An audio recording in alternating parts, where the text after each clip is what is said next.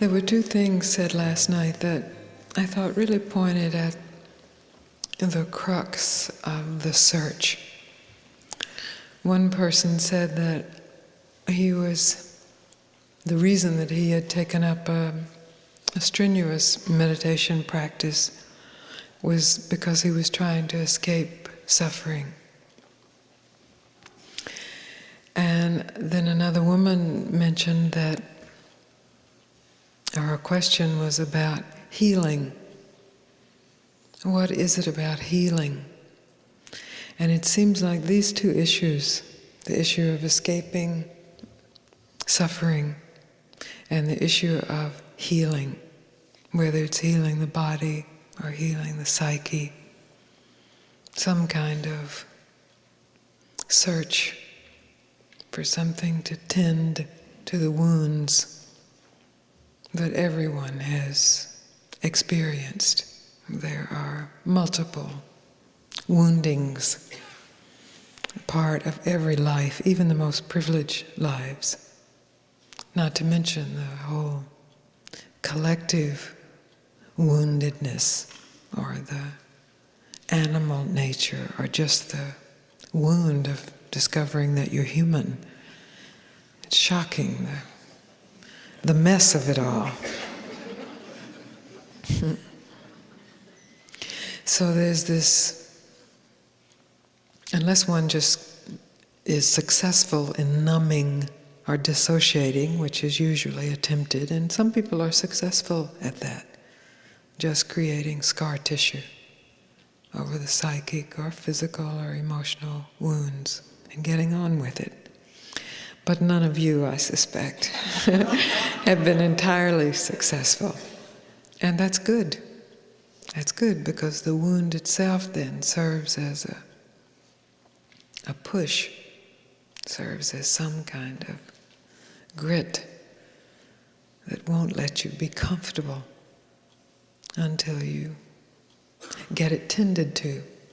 And so, of course, we search in multiple ways, multiple experiences, spiritual and worldly, to try to get that ache or hurt to go away, which is suffering.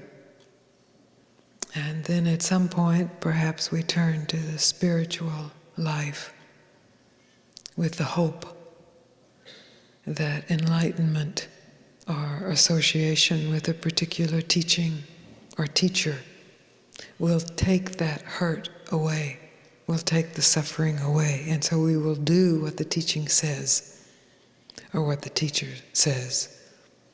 And we will do it over and over in the hope that it will be taken away.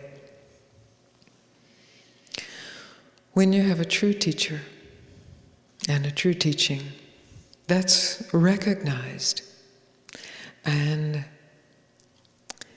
with the greatest compassion and the deepest ruthlessness, you are thrown directly into the center of the woundedness, of the hurt, of the suffering. You are stopped in your tracks.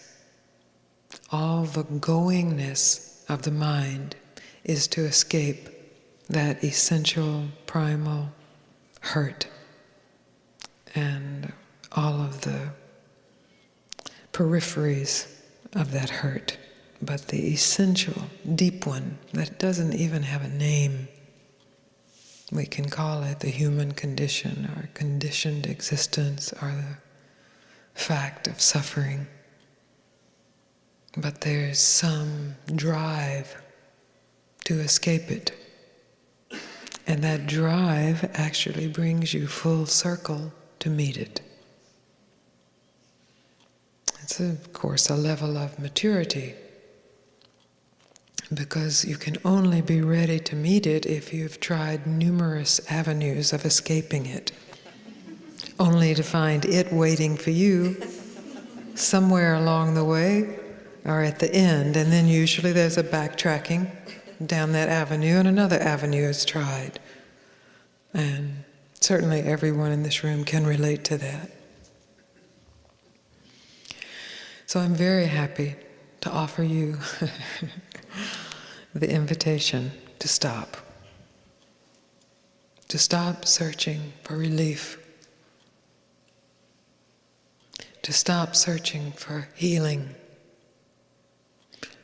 This doesn't mean that you go asleep to stop searching. That also has been attempted as an avenue. It doesn't mean that you give up in despair. That has been tried. It's that you stop the search for something to rescue you from yourself.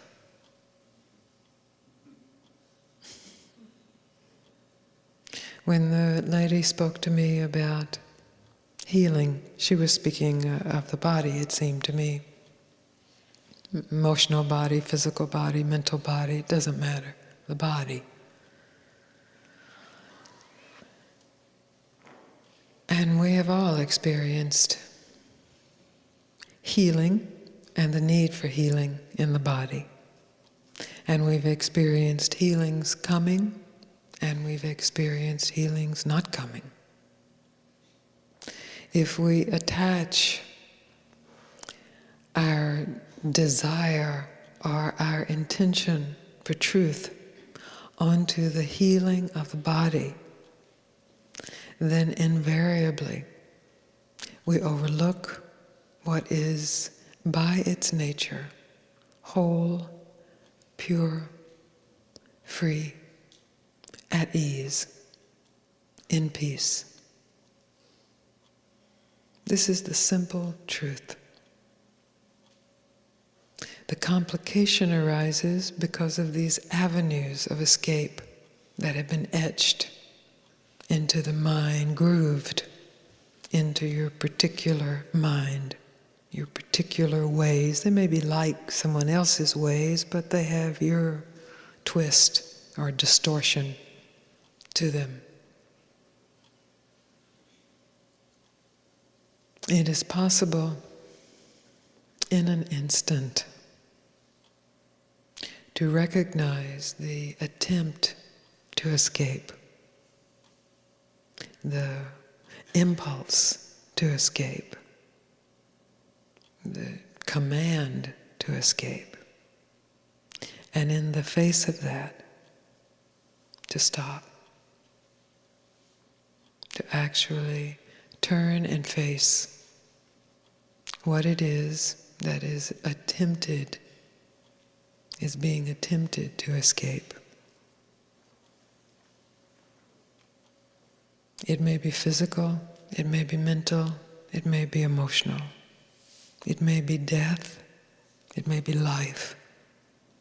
It may be the deepest fear, it may be the deepest bliss.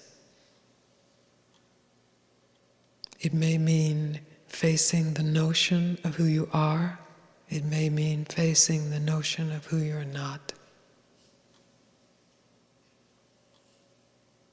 What it does mean for everyone is recognizing the impulse to escape, and also recognizing that in the midst of that impulse there is a choice.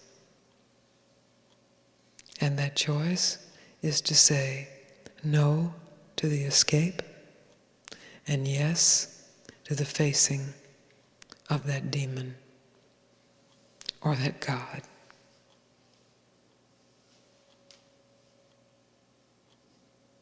This choice is the most supreme power of mind, and it is used daily in many trivial matters, and some matters that aren't so trivial. But this choice is a whole different realm from any other choice ever made. And once it is made truly, fully, giving every bit of your power of choice to the choice of stopping the escape, then choicelessly, exquisitely, effortlessly,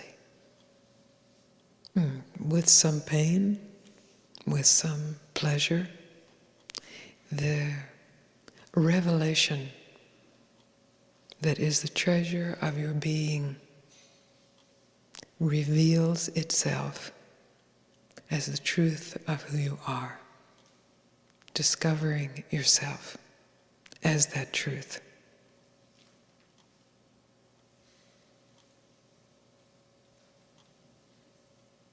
I am very honored and happy to assist you in that by bringing this invitation from my teacher, from his teacher, by playing with you, wrestling with you a little,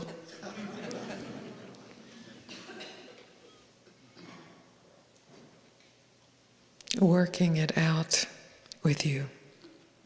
Because the subtle arguments of mind of why you can't stop or shouldn't stop right now, will stop later, have a huge hold until they are investigated. And the investigation begins with asking yourself what it is you really want. Really.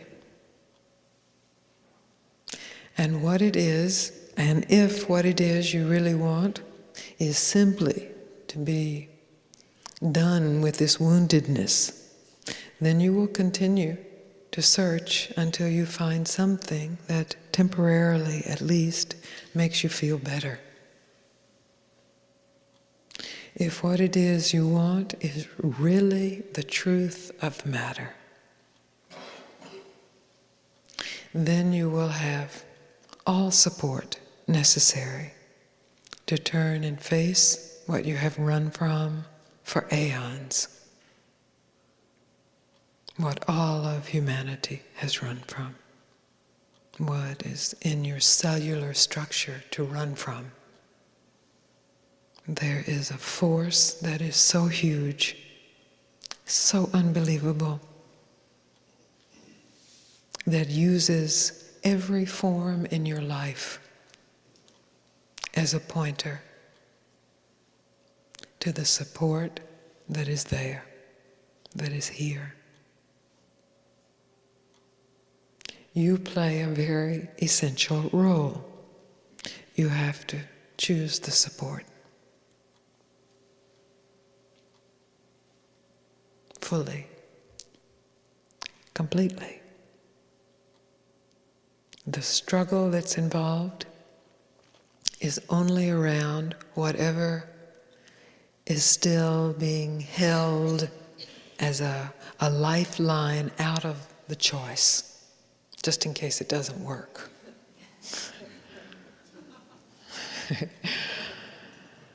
Just in case.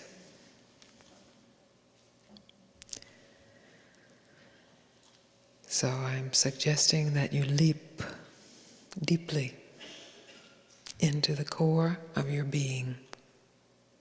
I know that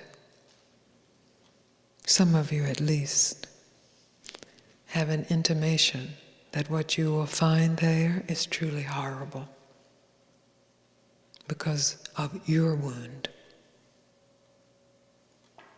But I have had the great occasion to meet many people in these years of offering these meetings, these satsangs, with the whole spectrum of woundedness, from psychosis to just the middling neurosis that most of us have to deal with.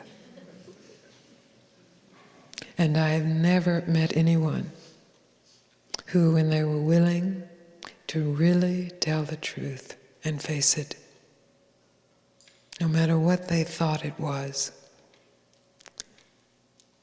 always they found the beauty and peace of beingness. It's my experience.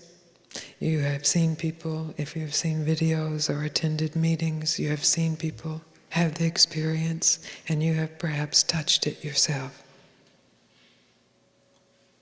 There is a treasure that is who you are.